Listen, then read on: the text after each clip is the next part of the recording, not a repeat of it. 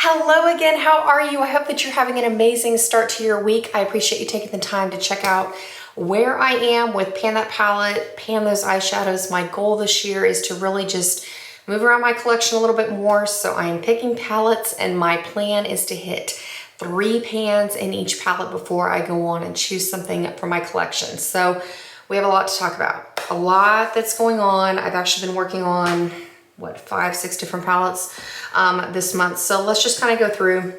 The main one that I really was able to make some progress on is my MAC in the Flesh palette. Oh, this feels so good. So these are the 3 pans that I have been working on. This taupe cool tone brown in the bottom row. I've been working on Carbon. Haven't hit pan in that yet, but you can see there's enough of a dip that you can tell I've been making progress.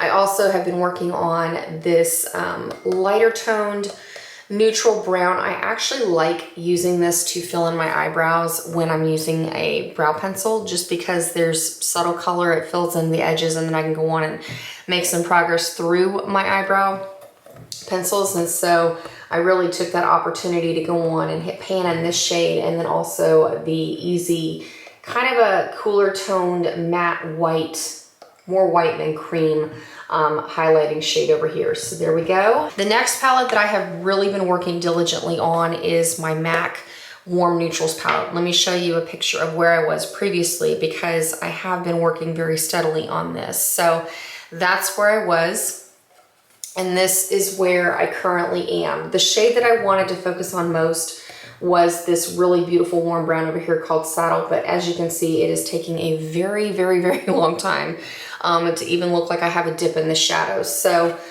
since I have hit pan on 2 shades, the other highlighting shade over here that I love, which is a beautiful glowy kind of a cream color, and this matte espresso brown, since this is taking me forever, I've actually been working really hard on this gold shade right here. It's what I'm currently wearing on my lid. And I've also been working on this kind of a warm reddish brown that I use in my crease on an everyday basis, just to see if I can hit pan in either one of these. Because to be honest, even though I really do enjoy this palette, I'm kind of ready to move on. But like I said, Saddle, it's not moving. I think it's going to be one of those cases that when I finally hit pan, it's going to be really close to the end of being done with the complete eyeshadow, versus necessarily being able to make a dip and then make a hole and then kind of continue working on it. So that's where I am. In terms of the palette that I chose randomly with the random numbers roulette kind of style, I picked out my Lorac Pro Palette in Soleil. And like I said, you know, I really kind of had my focus on the MAC Warm Neutrals palette. And as I started using this, I love the formula. I feel like if you're going to go with the Lorac formula, this is actually better. If you're a super huge fan of the Lorac Pro formula that was really popular with the Pro palette, the Pro 2, the Mega Pros, this is actually a little bit less powdery. In terms of the mattes, the shimmers can get kind of crepey on the eyelids if you apply too much, so that's something to be mindful of, but they really do last quite a while, and I've been very impressed. So what I started off doing was I was using this gold shadow over here, and then I switched into the MAC Warm Neutrals, and that's really kind of where I've been focusing my time on when I'm wearing makeup. But I've also been using this cream shade up here in the corner. I love this. You can tell I'm starting to make a dip, but I have not hit pan yet, so I'm going to continue rolling that shadow in. And then I started using this brown down here in the last row, but it wasn't quite as deep and intense as what I wanted. And since I'd already hit pan in this MAC shade, I actually pulled out a Maybelline eyeshadow single in the shade Made for Mocha, and I have been able to hit pan on that. So that's really satisfying, and that kind of got me on a trend of thinking, jump around with some other shadows in my collection as well. So I'm gonna go on and continue working on this, and actually my plan is, as I move into another shadow, when I hit pan in the gold in the MAC Warm Neutrals palette, I'm thinking of maybe going with some of these other tones over here to kind of change up my look a little bit, and that'll give me some more use with some of these over here. So going to keep working on this one, keep you posted on it. And then some random shadows I brought in. I actually brought in 2. The first one comes out of the Too Faced Peachy Matte palette that came out several years ago. This particular shade is called Peach Punch. I love wearing this to kind of warm up my crease area, and it kind of reminds me of the Anastasia Beverly Hills Sultry palette when you mix it with the browns and the golds and whatnot. So I feel like, let me just show you, putting these tones together, as you can see, doesn't it kind of give you a sultry vibe, or even going through with MAC Warm Neutrals especially, just add in a silver, and I feel like the palette could be easily duped. But when you see these together, doesn't it, I mean, I don't know, it just gives me Anastasia Beverly Hills Subculture vibes. So there was actually a look very similar to what I'm wearing that I really enjoyed panning when I went through the shade Adorn from the Anastasia Beverly Hills Subculture palette. So I've been recreating it, and also I thought it would be a fun way to kind of give me vibes of Too Faced Peanut Butter and Jelly, because I paired it with a purple that I'll show you in just a minute. So I haven't hit pan on this shade yet, but I love it. It's been really fun to incorporate some other shadows from my collection, so I'm going to keep working on that as I continue painting these. And the other shade, I apologize, I don't remember specifically what name it is, but it is a Juvia's Place shadow, and it's just in a bright, bright purple. And as you can see, since I used an eyeshadow brush, or not an eyeshadow brush, eyeliner, pardon me, I used this on my lower lash line to really give it a bright, fun purple look. I was able to hit pan on this, so that's incredibly exciting.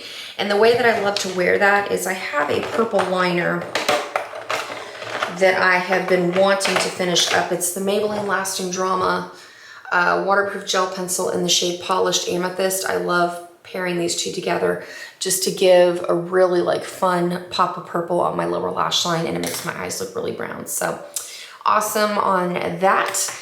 And then lastly, like I said, in the very beginning of this year, I'm just kind of quietly painting the Anastasia Beverly Hills Subculture palette on the side. And the progress that I've been able to make, I'll go on and put a picture right here of where I was, but I haven't been working on it too much. That being said though, I have been able to make some more progress. The main shadows that I was working on was using Rowdy as a liner. I did work on Access a little bit when I wanted a teal a liner on my upper lash line, but mostly it has been Rowdy. And then as you can see, I finally hit pan in this beautiful shade over here called Untamed. It's kind of a gorgeous bottle green color on the eyes. And I'm honestly kind of thinking of doing a St. Patrick's Day look, possibly with Untamed, and maybe try to incorporate some of these yellowy and orangey tones. So that's what's going on with Subculture so far. And then, okay, so I've got my random number generator over here. We're gonna do 1 through 31. We're generating, and my number is 28. So that means the palette I'm going to be working with is Natasha Denona Triochrome. So let me go get that for you real quick. So here we go. This is the next palette we're gonna be rolling in. Honestly, this couldn't have been more appropriate for St. Patty's Day. You know what? So I have not used this palette yet. I have kind of gone through and swatched a couple of shades here and there, but this is the palette that I'm going to be working on to hit 3 shades in next. And honestly, I'm kind of stoked about this because we're coming up in warmer weather with spring, and I'm thinking I can use Scrap and Scarab, and even, well, there's kind of some Subculture vibes in here too, but Scrap and Scarab for sure. And now that I'm done with that purple shade hitting pan in it, I might just move into this to kind of keep this look consistent and stay with purple on the lower lash line. So, all right, that's gonna be exciting. In any case, I still owe you a get ready with me for February for this look. Would you want to see a traditional get ready with me like I've done before, where I just kind of do a quick show you how I put the eyeshadow look together? Or let me know if you kind of want a chatty get ready with me style where I talk you through and we'll just kind of chat about life and what's been going on, because I know things have been really crazy. So let me know in the comments below and I will get cracking on that for you. And like I said, it's going to be exciting. So palette rotation this go around is going to be MAC Warm Neutrals, Natasha Denona Triochrome palettes, the couple of random shades, the corally shade, and then the, well, actually I might just go on and put the purple shade back, but I still want to hit pan in this beautiful coral. And then of course the Lorac Pro Palette palette. So I hope that you are having just as much fun with your makeup as I have.